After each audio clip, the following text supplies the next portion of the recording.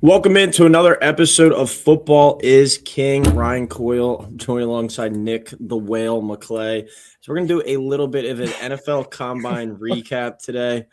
Do a little bit of a NFL QB or NFL Draft quarterback deep dive. Definitely a weak quarterback class. Not a ton of top prospects, but was listening to something this morning, and going into this year, I think it was talked about how this draft class was supposed to be a lot of like top quarterback prospects, whether it was Garrett Nussmeier, Cade Klubnik, Drew Aller. The list kind of goes on from there. There's a couple guys that didn't come out with Arch, with Dante Moore. They get pushed to next year. But you got guys like Fernando Mendoza go to probably the number one pick in the NFL draft. Last year he was talked about as maybe like a second or third round pick. Ty Simpson in the mix as well to be one of the top quarterbacks off the board. But a lot of unknowns. But first we'll touch on the combine, talk about some winners and losers from there, then do a deep dive into some of these quarterbacks because I think, more likely than not, one of those guys out of the middle of the pack is going to emerge as like a long-term starter. Just looking at the history of the draft, somebody's going to come out of that unexpected. It's our job to kind of find out who. So welcome back, Nick. How are we? Good combine last week. Yeah, fun combine. A lot of guys showing, what they can put on display. A lot of guys showing how athletic they could be. And, I think a lot of the times, can be a little skewed because a lot of the players that know that they're not going to run well just don't end up testing. They opt out of testing. So, you see a lot of high scores, and it's been one of the, a record-breaking class with how athletic these guys are. But yeah, it's just fun to watch, players put on, the talent and skills that they have. Like you said, we'll touch on the quarterbacks today, but, this was supposed to be a class with, a lot of expectations coming into it from last year. And a lot of teams starting at the quarterback position just didn't really live up to expectations. But, this is a time where those quarterbacks can kind of, right the wrongs that they've already made. That, a lot of quarterbacks throughout the combine. Ty Simpson looked pretty good with, the inexperience, the lack of starts under his belt. And then you look at guys like Drew Aller and Garrett Nussmeier, Luke Altmaier. They did well, even though, there aren't any defenders on the field. So, you're expecting to make these throws. They're also throwing the guys that, they have had no connection with, no history with. So looking at it, you would hope the players of this talent should be able to make, passes wide open receivers, but it isn't always that simple. And like you touched on, there's always going to be a guy down the board that somehow, makes a name for himself. Do you have, anyone in mind for this year's class to really make that splash? At the quarterback spot, like tools wise, you got to find Taylor Green, Yep. Intriguing, 6'6", 235. But thing with him, like, did they look to maybe make him like a tight end or like a receiver instead? I heard like a Terrell Pryor situation. Maybe, yeah, I could see that.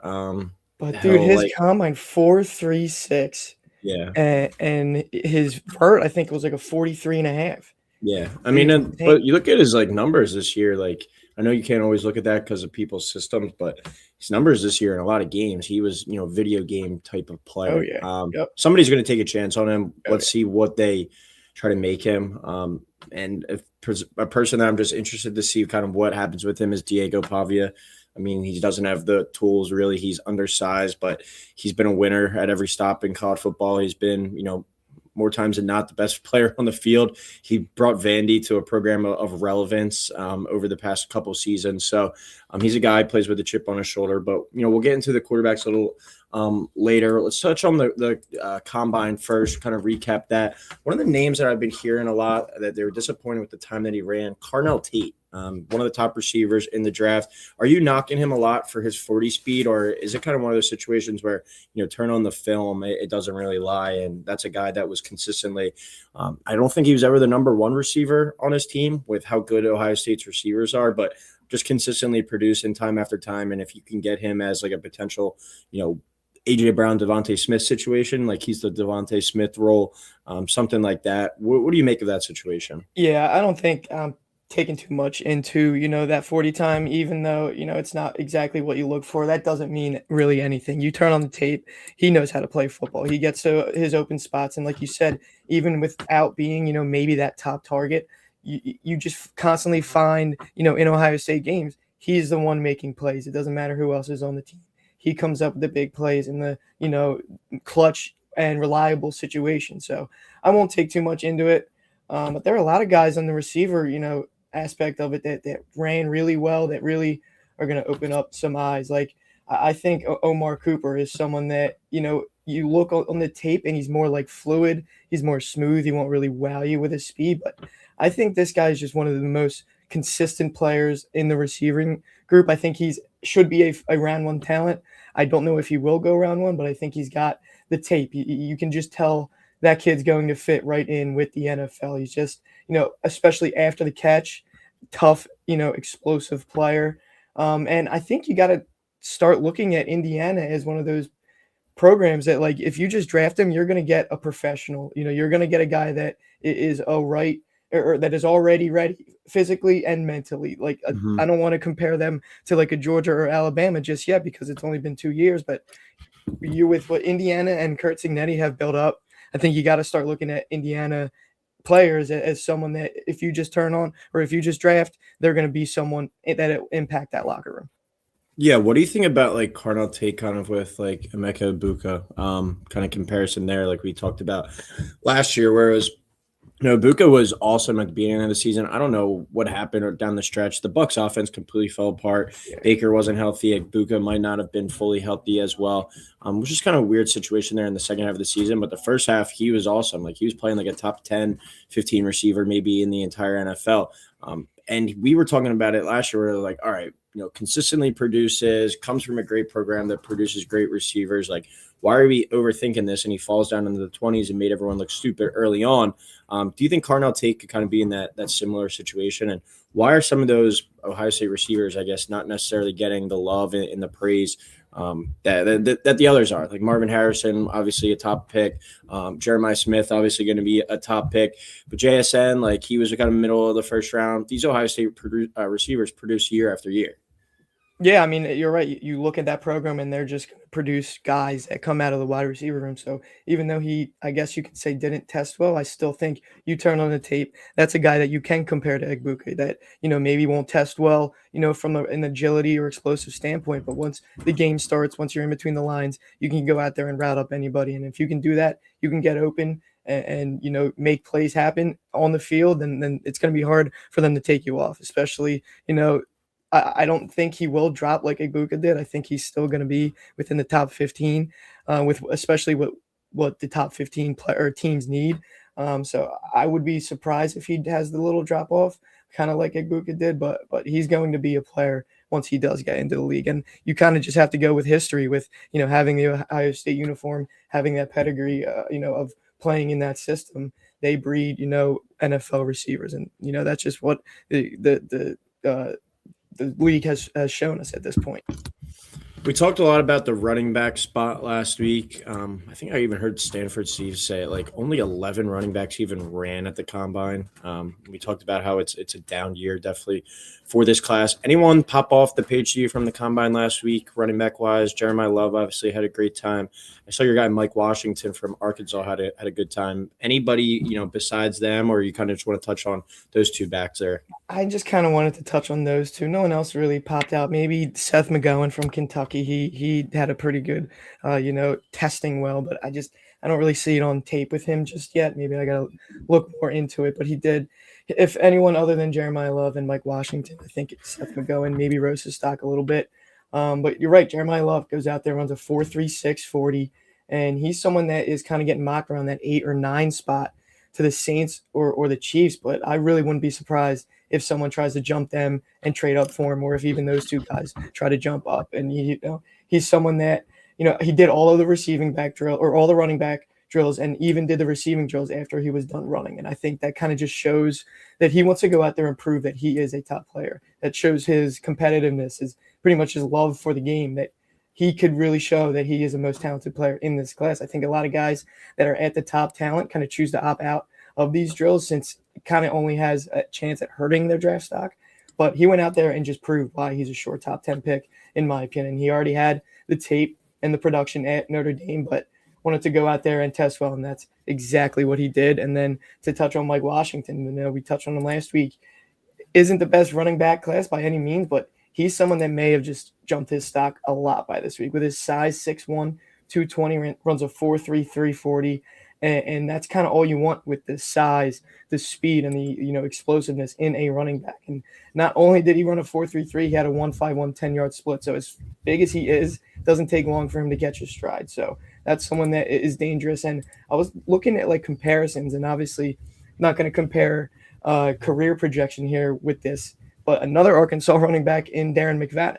They're both 6'1".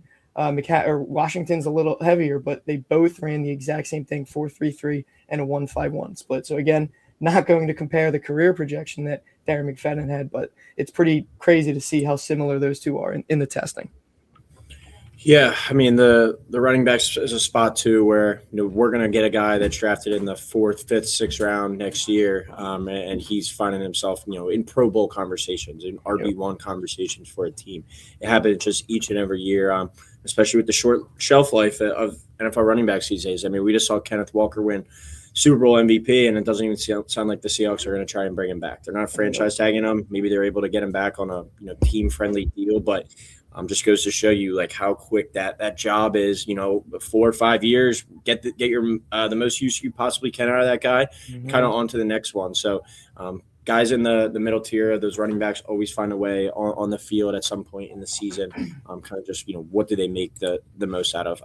Another guy that popped off, Kenyon Sadiq, the tight end out of Oregon. We were touching on him last week. A guy that's, I'd probably lock in as a first-round pick at this stage. 6'3", 245, ran really well. So what are your overall thoughts about his combine, and how high do you really think he could go? Do you think he could be a top half of the first-round tight end? Yeah, I think he's looking like he's working his way up into like the top 15. I don't really think he drops more than like 20, anywhere from 20 to 22. I think that's kind of his floor right now. But, you said it. He tests very well, which we knew was going to happen. We knew how good of an athlete he is, but, he went out there and proved why he might be a better athlete than what we even originally thought. 4.39, 40-yard dash at 240 pounds, then jumps a 43.5-inch vertical, which would have been tied for the highest vertical in tight end history if it wasn't for his classmate in Eli Stowers, who had a 45.5-inch vertical. So, he's also pretty strong, repped out 26 reps on the bench. So I kind of think he just went out there and, if anything, solidified why he's a top 20 pick. And to touch on another tight end that we just said, Eli Stowers, he just went out there and broke all types of record. 45.5-inch vertical, 11-3 broad jump, 6'4", 240, but he's really doesn't block at all. He's more of like a slot type of tight end, but like in the right system, I think he could be an immediate impact player if he goes kind of where someone has a team or has a specific plan for him. But if you're like a receiving type of tight end and you can't block, it's kind of tough to keep you on the field. So that's something that he's going to really have to improve on. So those are kind of two tight ends that jumped out at me.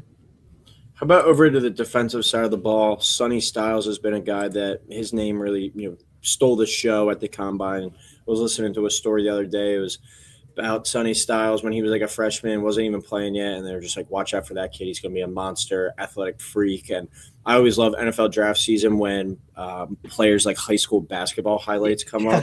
And you saw these crazy-ass dunks that he's throwing down.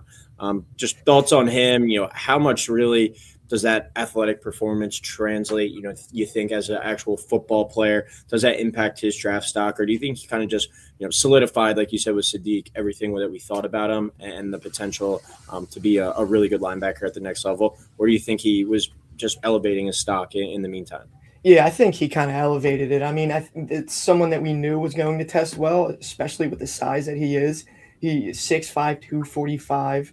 You touched on it, 4'4", 640, 1.56 split, and a 43.5-inch vert, which was first in linebackers in history by a full inch. So this man tested out of this world.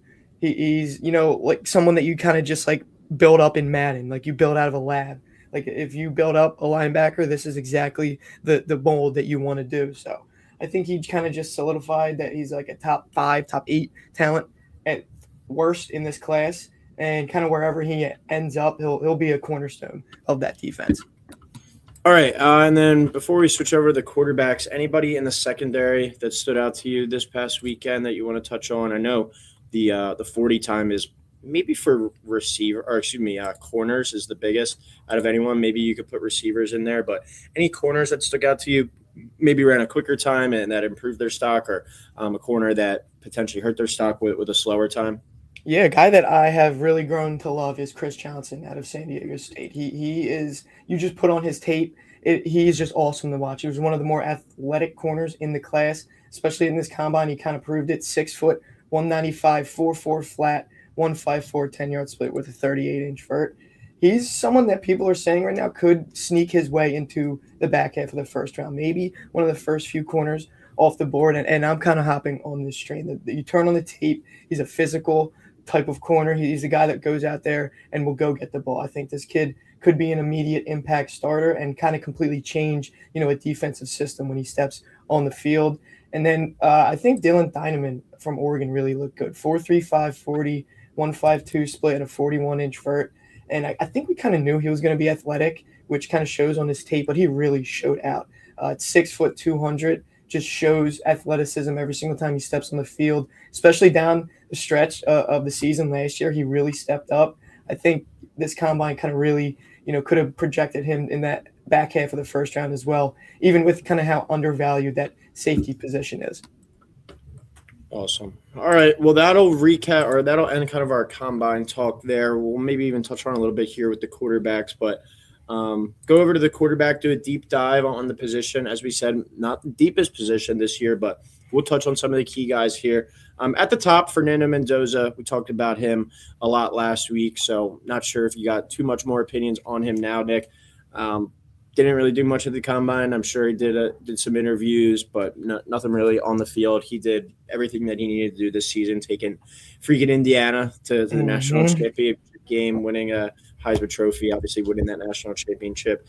I did see a hypothetical. Interested in your thoughts on this. Would you, if you were the Jets, trade number 2, number 16, and the first round pick next year to move up with the Raiders to number 1? Or do you think, he's not actually worth all that, basically giving up the next 2 draft classes for him? I think that's a lot to give up, especially with how next season's quarterback draft class projects. I mean, obviously, that's kind of hung out on a limb right now because we thought this draft was going to be good too. But I think next year's draft is going to be way better than what it is right now.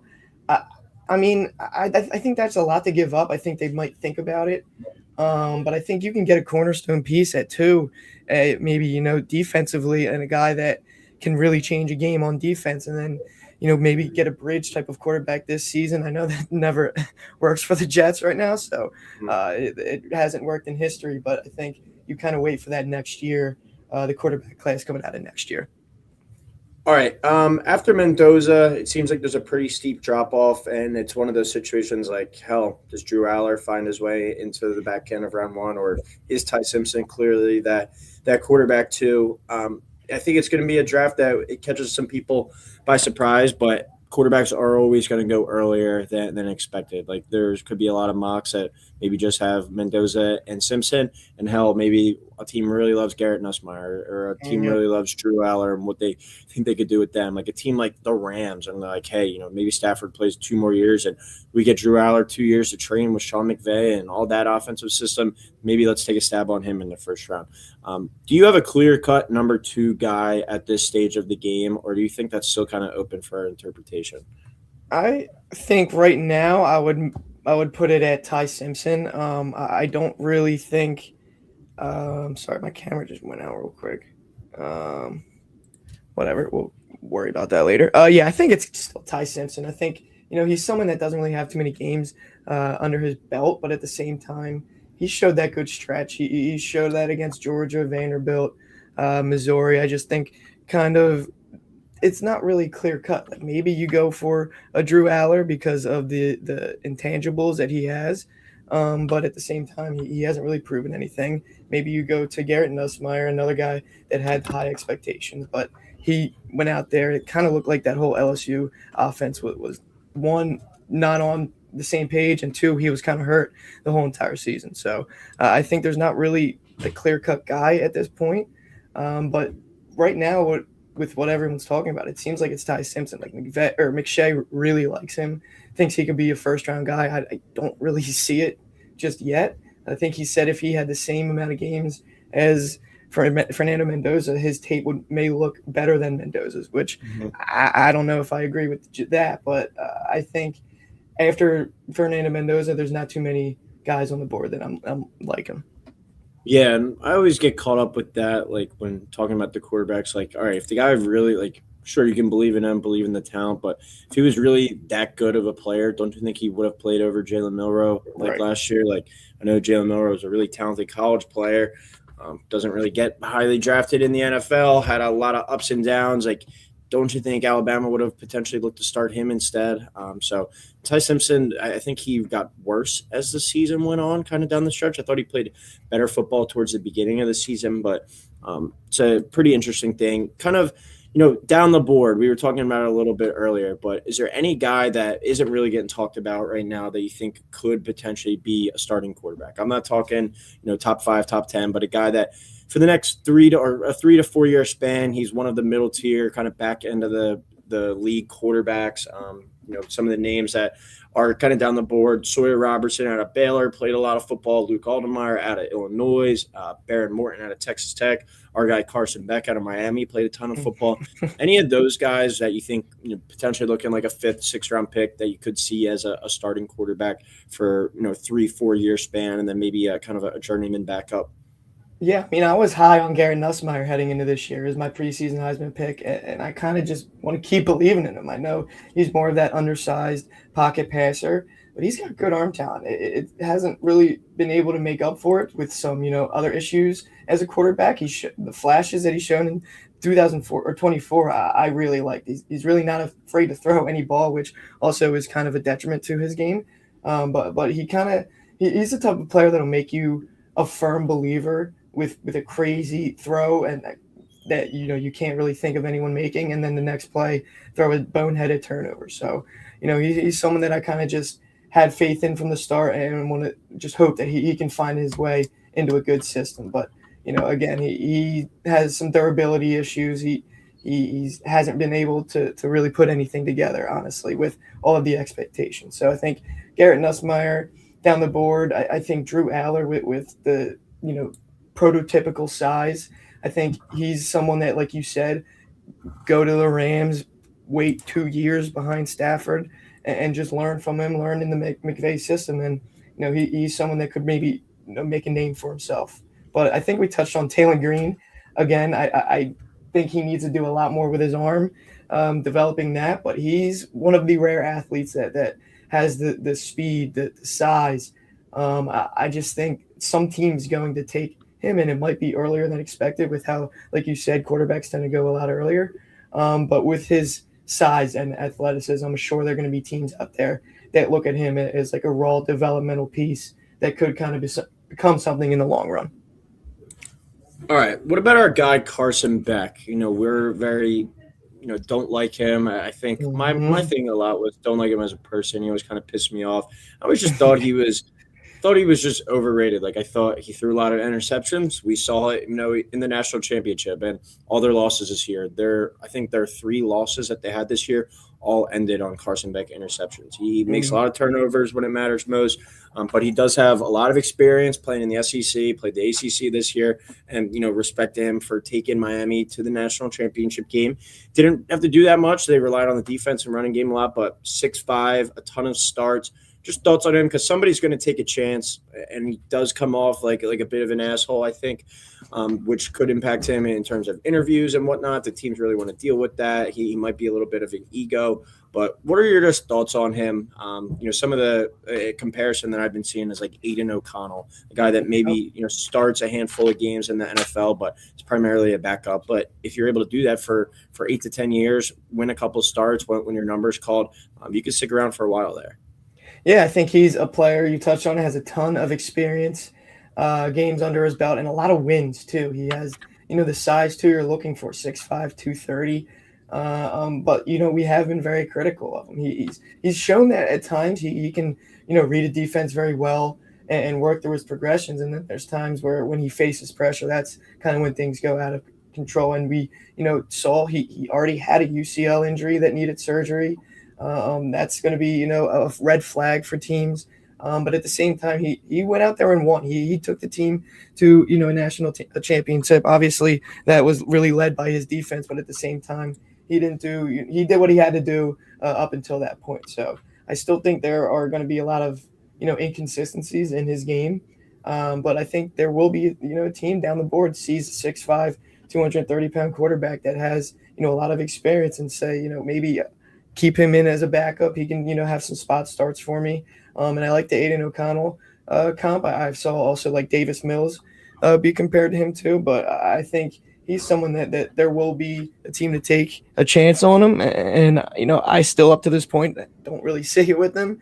But there's always a shot. There's always a chance that he can go out there and prove us wrong. All right, I'll hit you with a couple rapid fires to wrap it up. 5 years or 10 years from now, when we look back at the 2026 quarterback class, who's the best quarterback? I mean, chalk pick. I'm gonna go Mendoza, just because the experience that he's already had right now, and the tape that he has put up. I've never really believed in him, but I'll say Drew Aller too as well. If he can get in a system and learn, he had the expectations going into it. Again, he hasn't showed it since. I haven't really been bought in on him, but he's a player that has the prototypical traits, the characteristics of a guy that can really develop. So I think he gets in the right system, he could develop into someone special.